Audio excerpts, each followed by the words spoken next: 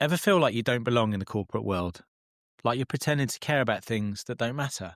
What if you stopped following the rules and started creating your own path? What if community mattered more than competition? Today, we're joined by Marky Masters, someone who's done exactly that. Let's get into it.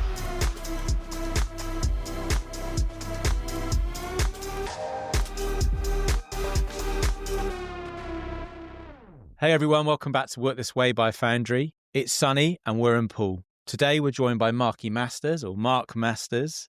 Mark was one of the very first people that I met when I came down to look at the location that is now known as Foundry Poole. Together with John Grinnell, the centre manager from the Dolphin, I was introduced to Mark by Alex Chisnell, a fellow podcast host. Mark, thanks for coming on. Thank you for having me. Good to be here. This is going to be energetic today, everyone. Let's bloody have it. Strap in, Mark's in character. Anyone that knows Mark from down here knows this is going to be fun. It's going to be honest. There could be tears. Tell us about Mark. Who is Mark? Who am I? I am a man from Poole, from a little suburb called Oakdale, and I'm just really good at bringing people together.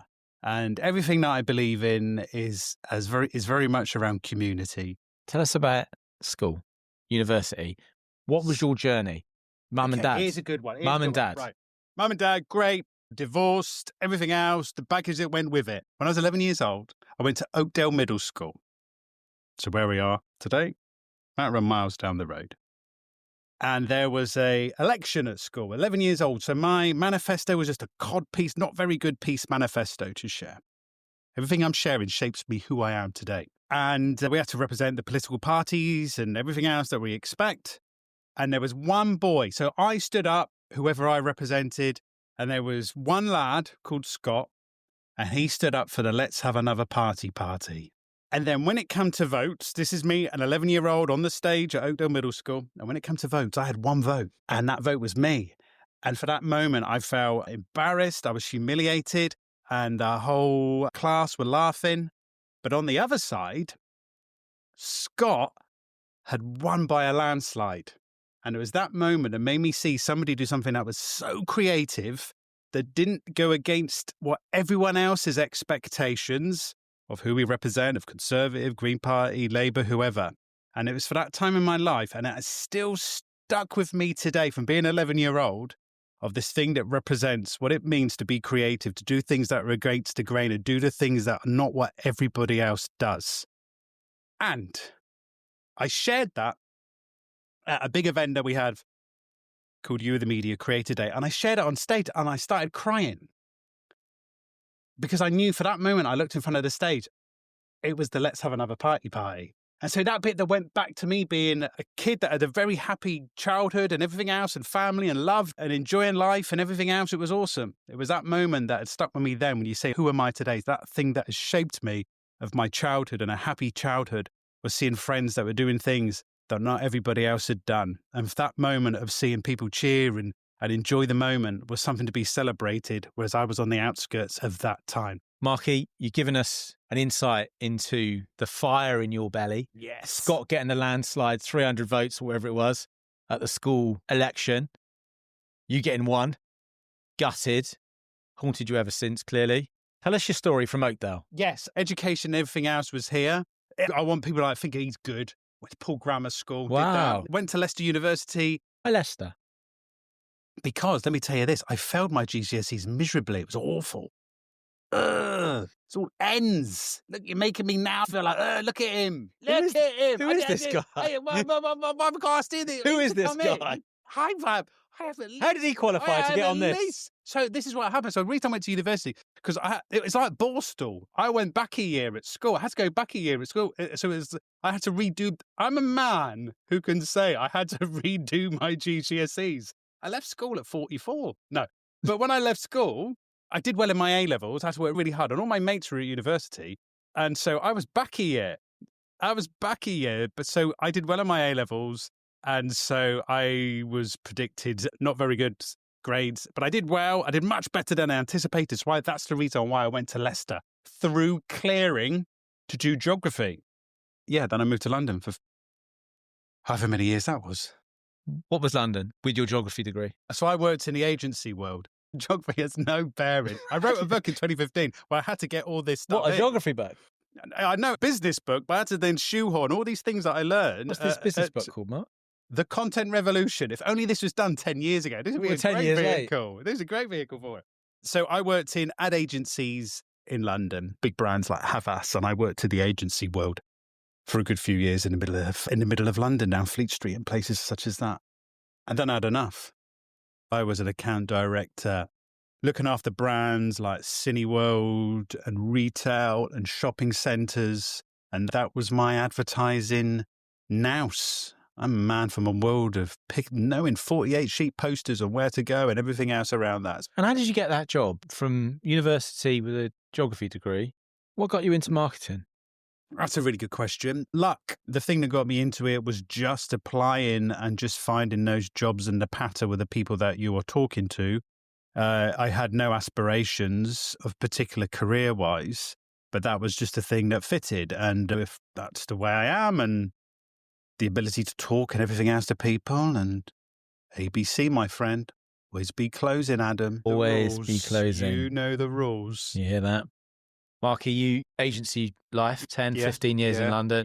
I'm assuming that came to a head and you've been back here, 20 years now in Poole, in Dorset? Yeah. What happened in London? I just wasn't happy. I think it was all the time of the bombings and everything else that happened in London. And that was just quite a cruel time. I was living in Borough at the time. I was down the road from when the bombs on the tube down Holborn Station and stuff like that. Yeah. And I just became really unhappy. This is what I used to do. I used to walk to Waterloo Station and I'd look at the train times and I'd look at when they would come back to Poole. Yeah. Weird. I used to work in Borough.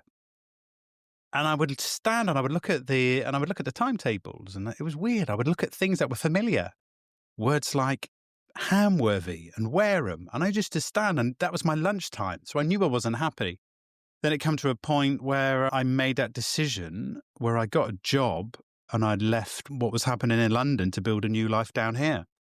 And then I just came home. And then I came home, but I was even more lonely. It was, so it was that experience of moving back as an adult from growing up as a child.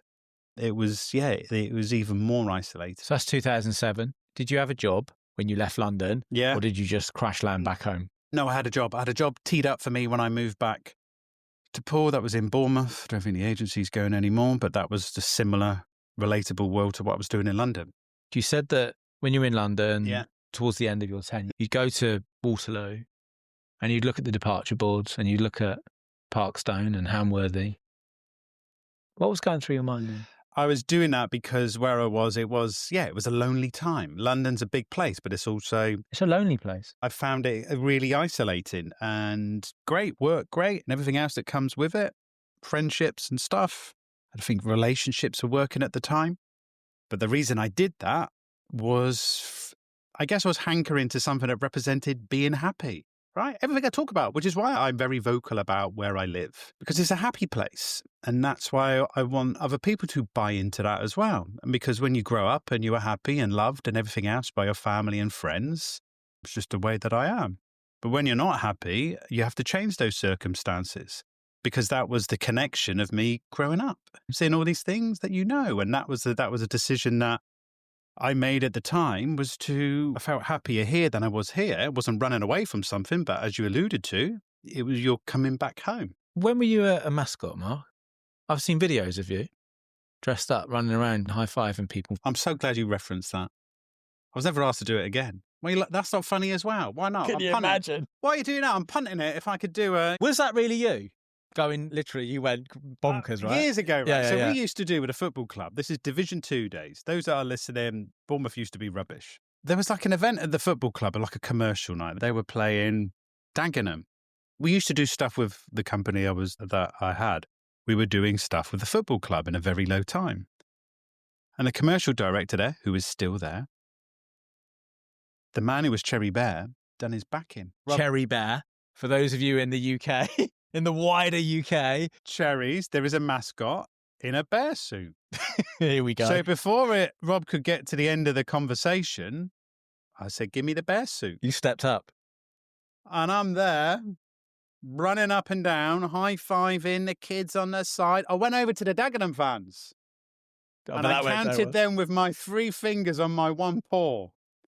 And the football players come out. I was about to faint. And they were, some footballers thought I was a genuine bear and they were hugging me. But some of them saw this grown man in a bear costume, high-fiving, doing press-ups on the pitch. And as I'm walking off, so you've got 2 mascots, 6-year-old, 7-year-old. And I'm about to faint. So as I'm about to take my head off, it's, I don't do it. It was like I was about to ruin Christmas. Some middle-aged punk man taking a head off. And I couldn't do it. And so I kept my head on and I walked around the ground and I went to see the director. So I sat on his lap and I sat on everyone else's lap, the board, because they loved it. And they never asked me back. Then I hosted as well on a Saturday afternoon, the restaurant. I was never asked back. I was giving the gags. I was loving it. They were just interested in the chicken and parma ham. They didn't want to listen to me rattle on. I had great gags that day. Mark, you're in Bournemouth. Yeah.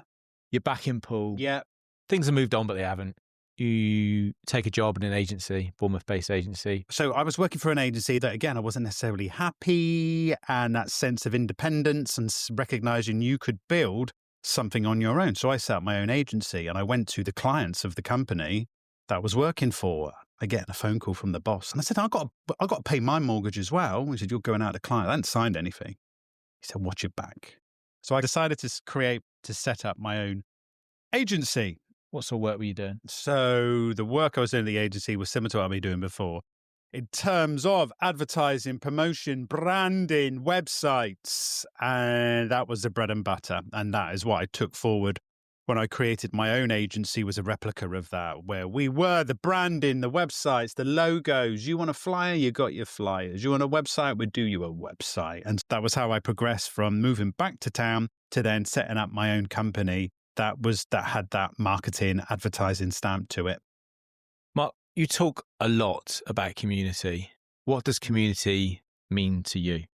Community is this idea of being around other people where people have each other's backs, where they believe in something, they stand for something, where friendship can grow, where connection can grow.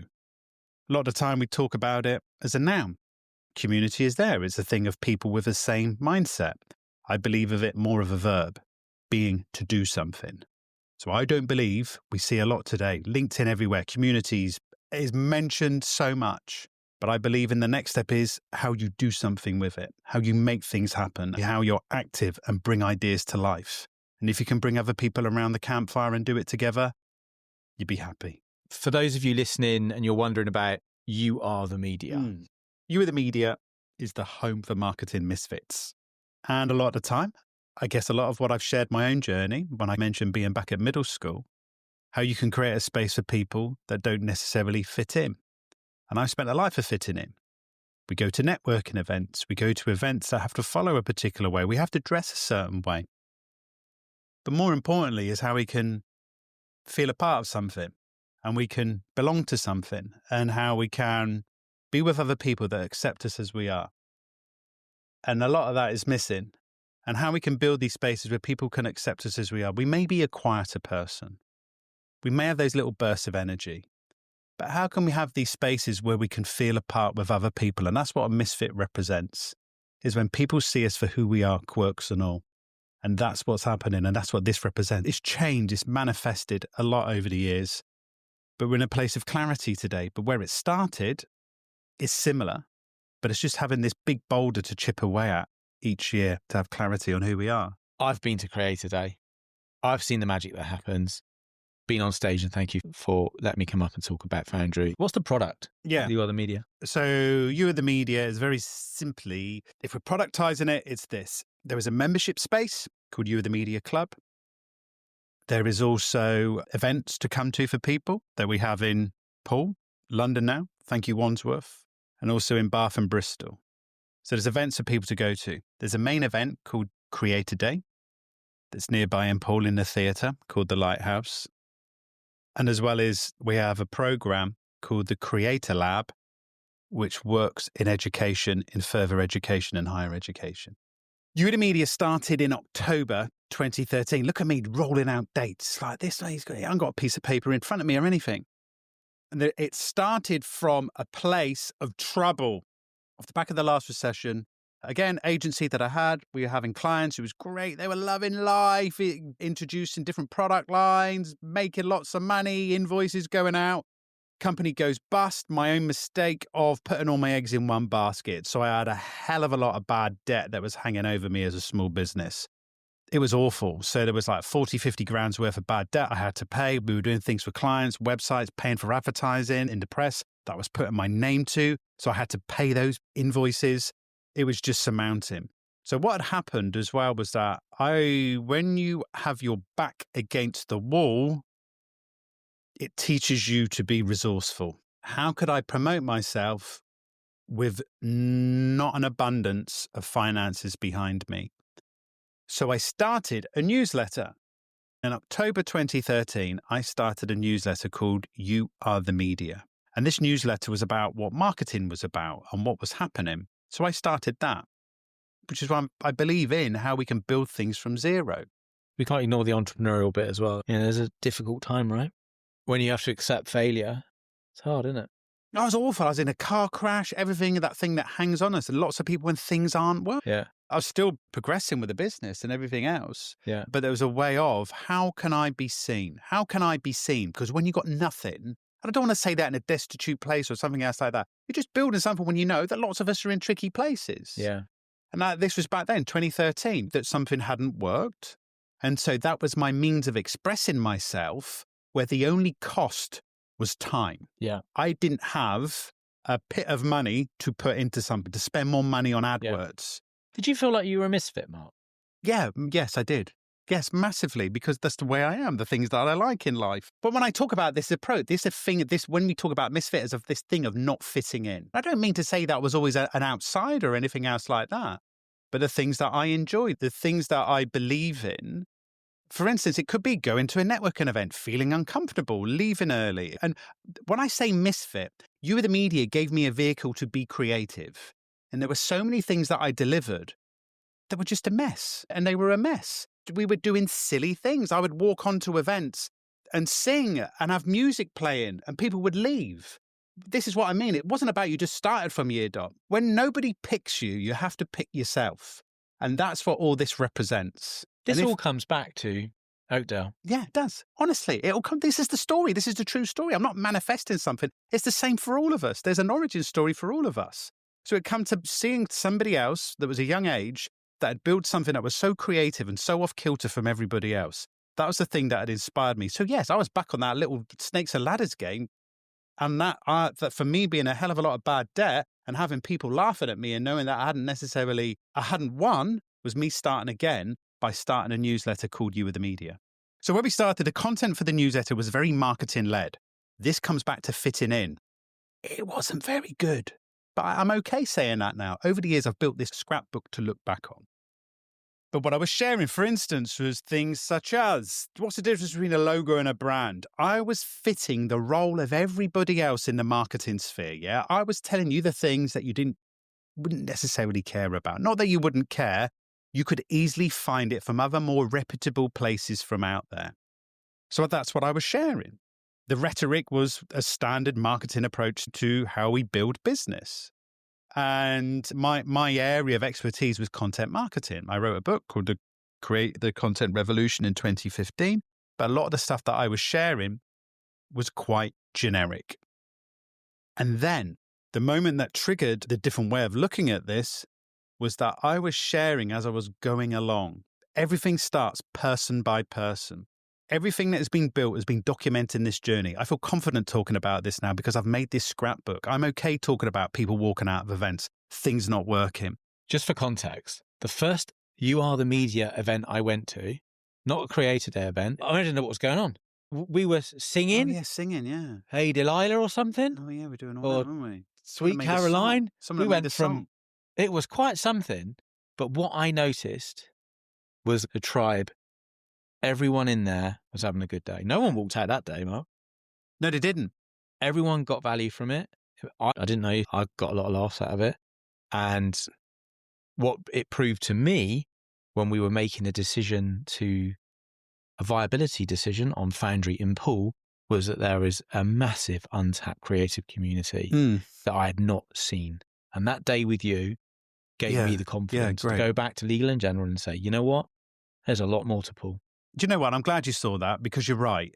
And it wasn't just getting a hodgepodge mix of people. It was people that were already connected to something. Yeah, and you had Shafe come over from... Yeah, Mark Schaefer, bless him, good friend, part of the community. What's his latest book called? Audacious. And Audacious is all about, in this world of AI, how we can still be creative, how we can still be us. We can still own crazy. And that's what his new book has just come out. And yeah, again, it's association. That's so powerful. Small businesses and the friends that we make and everything else. I like that. We can stand shoulder to shoulder with one another now. And we need good people around us. That's what I talk about community. Doing things. This thing of a verb. Community is a verb. I don't believe in things such as movements and things such as that. It's all about this idea of doing things together and doing it in an honest way with each other and seeing the good in each other. Mark's not always been plain sailing for you in business. You had a couple of side steps. Yeah. You had to pivot the business a bit. How did you deal with that? It's just around figuring out what to do next. For instance, when the company was in a tough place, lots of bad debt that was going on, solicitors like to be paid within 7 days as well for writing letters. So you can either accept it, or it was recognizing ways to learn from it. I think back then it was still doing the things that we'd always done, but finding other clients. And it was just that hard work and graft that went with it. But by having a side project, and this is the thing that started to see the sun come out again, was having a side project was the thing that kept my energy going. And I started to do something that I loved. A newsletter. And that was the thing that allowed me a way to express myself creatively. There was still money to be made and work that was happening.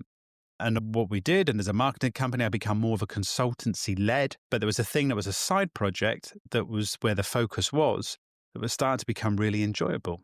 Marky, to me, you look like the ultimate hyper-local philanthropist. You love Poole. Yeah. You fly the flag for Poole nationally, internationally. Yeah, I'll take that. Yeah. I think there's even a hashtag, which is hashtag in Poole. Oh, yeah. Not hashtag endorse it or hashtag in BCP. You're a fantastic ambassador for us at Foundry. Thank you. Yeah, appreciate that. What are your ambitions for You Are the Media? Is it a not-for-profit? No, definitely not. A commercial endeavour that shows other people what we can do by building, but how we can create community as a business approach. That's what this represents. There's two sides to how I work today. Is one, how you can bring people around a community ethos, and the other one is to show people how to build it. So that's now working with brands and companies to show them how they can build audience that can become a community. Give us a case study, types of individuals, businesses, entrepreneurs you're working with. Yeah, is working with a big charity and working with them in terms of how you can drive the people that within the business to have a voice that then can bring people around those voices. And so what we're doing is how you're flipping from the focus on the brand, the logo, to the focus on the talent that are a part of the business. So that's how I've transitioned from an agency world, whereas the focus was always on the logo and the brand, whereas now the transition is to the people. And I think that's really powerful. And I think that's really liberating as well, because it's happening in front of us. We see what's going on places like LinkedIn and other places like that. I don't want to lean into the thing of the personal brand, but it's how the people that work for businesses can galvanize the brand that brings people around the campfire. Marky, tell us about Creator Day 2025. Yeah, Creator Day is here in Poole at the Lighthouse. And so it's an occasion to bring people together to learn. The theme this year is on relevance. But this is my big learning. So we go to conferences, but I believe and I know that our attention spans can be draining. We have to create a conference format, listen to speakers on a stage, but I don't believe that you can sit there and passively learn all day. But the idea is around how small businesses, how people can be creative and resourceful, and we can build. And I'll reach out to other people from around the country and overseas to come down here and share themes that are relevant to still being here in 5 years' time to 10 years' time. And here is the one thing I appreciate. We put so much focus on the people at the front of the stage, which is fine, skilled people who can talk and present and share a story. But we also need to realize being around other people, and it's this idea of being with people of the same shared mindset in the same space at that same moment in time. I think we can all be the stars of the show. And by this, from 3 o'clock in the afternoon, we have a section where you can create something, right? It's called Creator Day. So we come together in groups of 8 to 10 people to make something together. It may be you want to do a LinkedIn post, maybe a story behind a photo that you're a bit shy about, maybe a video that you hadn't had the guts to do. It's about being accountable and having enthusiasm from other people to encourage you to do it. Or now we're realizing, I'm learning every year, no one's done this. Or the other side may be, can I get to meet people a bit, connect with people a bit more? Why didn't we go for a walk to the park? Why don't we go for a walk and get to know other people as well? And so this idea of bringing people together to spend time with each other, you're trying to keep them away from the bar. But what we're doing this year is this idea, this whole intention to bring people together to spend time, to learn, to talk, and to realize how important it is to get out. Because that's a big challenge for all of us putting on events. We're fighting it, no matter where we are in the country. And I learned this from COVID. Adam, we don't have to go out. We do not have to go out. We can sit, we can do our webinars, we can watch stuff, we can spend time with our families. We do not need to go out. But we're now getting to a point where we do need, or the intention there is, so it has to be created in a way that is uplifting, that is valuable. So that money and time that people spend, they're going to feel enriched, they're going to learn, but also as well, this idea of scaling camaraderie. That's what I really believe in. And there are these ways that we can bring people together to have fun and to learn together. Marky, you are all about Poole. Yeah. When you were a kid, I bet it was all about Bournemouth. Yes, it was. Everywhere. I can remember, went to Cornwall as a child, 9 years old. And there was a family from Manchester, made friends with a little lad from Manchester. And the dad came up and said, "Where are you from?" I said, "I'm from Poole." He said, "Where?" "Poole." And I just thought, a grown man, thought I lived in a place called that. But when you're growing up, everyone had to always, everyone had to always referred to Bournemouth because people say, "I don't know where Poole is." And I was like, that isn't fair. And as a kid, that's not fair. Because I can remember going to events and talking in the US. So my badge would always say Poole. There's always these little things. Maybe it's tribal or whatever it is and what goes with it. And so I always believe that as for growing up and everything as an adult now, Poole had to sit on the sidelines. It's not sitting on the sidelines anymore, though, is it? Poole as a place, as a high street, the great work that John and his team are doing at the Dolphin, Poole Quay, Kingland Crescent. There's a lot of positivity in Poole. There is. And it's amazing. And I'll ride that wave. Everything that we do, what I do is to treat this place as a playground. So my thing is how other people get to see and be a part of the party, right? Then let's have another party. Comes back to that. Marky, has being a Foundry ambassador, member, added value to your life? You and I met 2022 when you first you come down, everything else. Yeah. And so for the first time, so I knew where Foundry is, bringing my children, and it was going back and when it was the job centre or where it was a soft play when my children were young. And bless everything that's going on, and John from the shopping centre as well, is that how, and it does have an effect. I don't like the term rising tide lifts all boats, but it is. Me being a local person from Poole, believes in this place, so my role, I'm not bothered about what's happening here and everything else and what goes on, but I am bothered about how it's perceived by other people. For instance, that's the reason we have Creator Day. I want people coming down here. One, they're spending money in the town, but I want them to come back again. And it comes back to, again, being a kid and people recognising Bournemouth, by what's happening locally within Poole, I'll help fly that flag and everything else that's happened. And I want people to enjoy that experience when they do step foot in here, which is why we do all this stuff. We go to as you alluded to, go into the beach on a Friday morning. We share this. We put this in the newsletter. We put this on Instagram and everything else. All the events that we have locally as well. I'm giving people a glimpse, which is other people that say, "What, you lot, you get on with the people that run the co-working space. You get on well with the people that run the shopping centre." It's like, yeah, because there's other people around the country and everything else that don't. Yeah. These conversations are at a distance. In summary, Foundry's added value to your life. It's added massive value to my life, Adam, and I thank you. What are your ambitions for UL Media? What do you see? What I'd like to do, my goal for this is how you build it. Where we are at the moment in 2025 is to head out and find the others. That's what we're doing. So by that, we have, bless you, for what we have in Wandsworth. Yeah, that was a massive success. It's great fun. Yeah. Mark, you were nervous about that? I was really nervous, yes, because it comes back to my own self-confidence and doing things in other places that you're not necessarily familiar with. You found a load of marketing misfits. You couldn't have said it better. In SW18. So we had the event in Wandsworth and it was brilliant and it was so much fun. The wider intentions of this, how we can go out and find the others. So that will be, for instance, we're reinvigorating what we're doing in the West Country by launching in Bristol as well as what we have in Poole. And if I'm putting the commercial head on is this. We have a membership space called You Are the Media. And that's where the online space where geography doesn't become a barrier, where we can learn and do stuff together. And that's the idea. How do you relax outside of all of this, Mark? How do you switch off? Do you switch off? That's a tough one. I take the month off in August. Leave it all behind. No phone, anything else. Because when you're always on, it can be quite draining. I'm quite a creative person with ideas and trying to find threads with things and figuring out. When you have a community, you look after people, and that can be quite draining. Do you have a way of harnessing all this creativity, Mark? Yeah, I write down a lot. I write, which is why I still write. I enjoy this newsletter is every week. I write as a vehicle to learn. I write as a vehicle to express myself. That's why every week I still do it, because I still enjoy it. My advice for anybody is find something that you know that you cannot stop. On top of the newsletter. Yeah. On top of the park walks.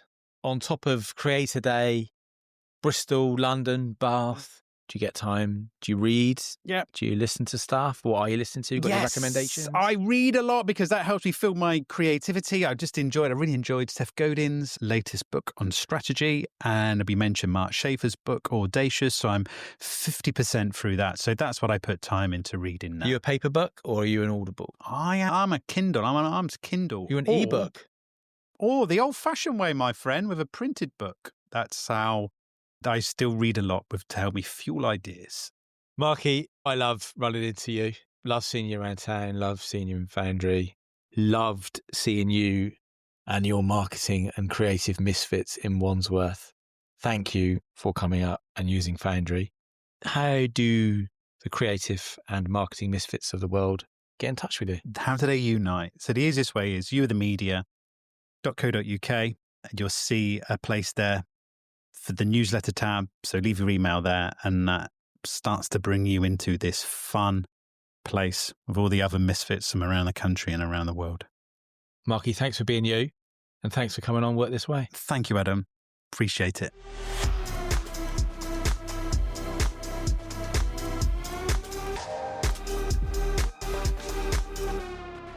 That's it for this episode of Work This Way. Mark reminded us that you don't have to follow the traditional path to make an impact. Sometimes it's just about showing up, thinking differently, and building something that brings people together.